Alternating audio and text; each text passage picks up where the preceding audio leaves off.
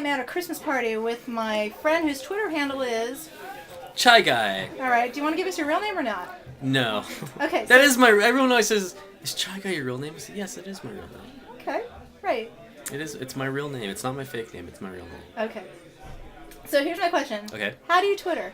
How do I Twitter? I don't Twitter on the cell phone because I don't really know how to text that well. Okay. So most of my Twitters, like 99.9% of them are on the computer. Okay, yeah, that's how mine is too. Yeah. Like, first of all, I don't have the texting plan, nor can I handle that much information coming at me. So that's why. All right. So how do you use Twitter? Like, do you use it to announce shit? Do you use it to blog? I mean, how do you use it? I use it mostly. I tell you, it's interesting because I think one of the things that really appeals to me about Twitter is that it's so reminiscent of some other things that I've used in the past early on in my web experiences. For example, like when I first got on the web, one of the first things when I was really into rave culture, and so there was this there was a rave website called ravelinks.com, and they had a message board, and the message board was basically just a stream of consciousness in which you were able to in chronological order upload any kind of thoughts that you had or messages that you had, and it just chronicled those as they happen in real time. And to me, that's kind of like what Twitter feels like. It's just a stream of consciousness through all of my friends being uploaded in the chronological order as they happen. And so that's kind of it kind of reminds me of that kind of communication, which appeals to me. In fact, you were one of the first people to tell me about Twitter, and I was. Yeah, oh my God. There was one other person, but you were one of the first people to tell me specifically how you used it, which is for the wildfires. Can you talk a little bit about that? Right. Yeah, that's how I got into Twitter. Was trying to find out some information about the wildfires that were going on in San Diego.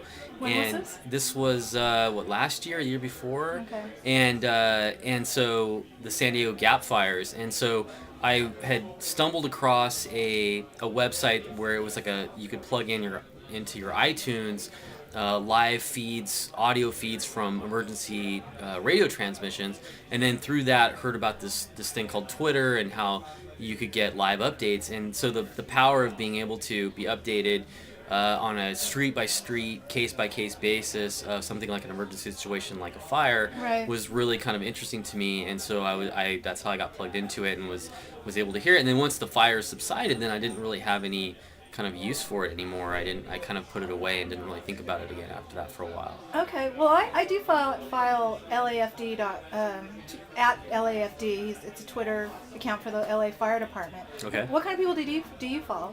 I follow mostly friends. I'd say like 99% friends, but then occasionally I follow other people. Like I'm really a big fan of The Real Shaq and Who's that? Shaquille O'Neal. Oh, really? He has really some great tweets.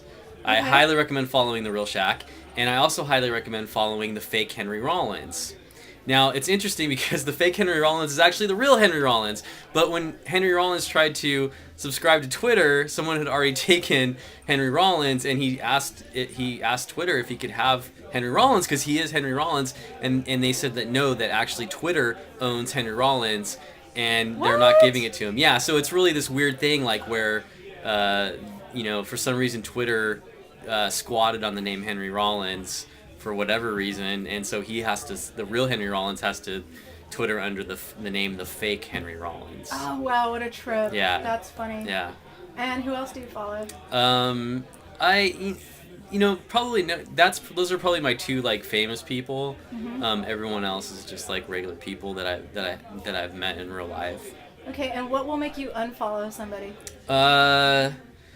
Just like constant updates about everything that they're doing in their life, and to me I kind of use it as like, hey, look at this is what's interesting, not necessarily, oh, I'm using the restroom now, I'm brushing my teeth now. That kind of stuff is the mundane kind of stuff. I don't really need to follow every little thing that's happening in people's lives. Do you think this is true? I don't really care that you're eating. What I care about is what you're eating. Do you think that's a true statement? Yeah, I mean, that is very... I think what a better question is, why are you eating? What do you mean? I mean, to me, that's a more interesting question. Why are you eating? Why do you do what you do?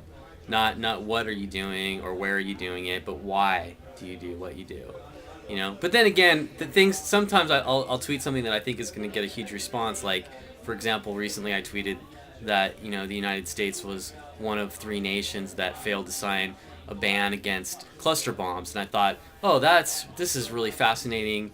Very topical political stuff that really affects the world at large, and yet no one really commented on it. But then I'll post something like, oh, I got gum stuck to my shoe, and like 11 people were like, me too, dude. Yeah. So Yeah. I guess I don't know.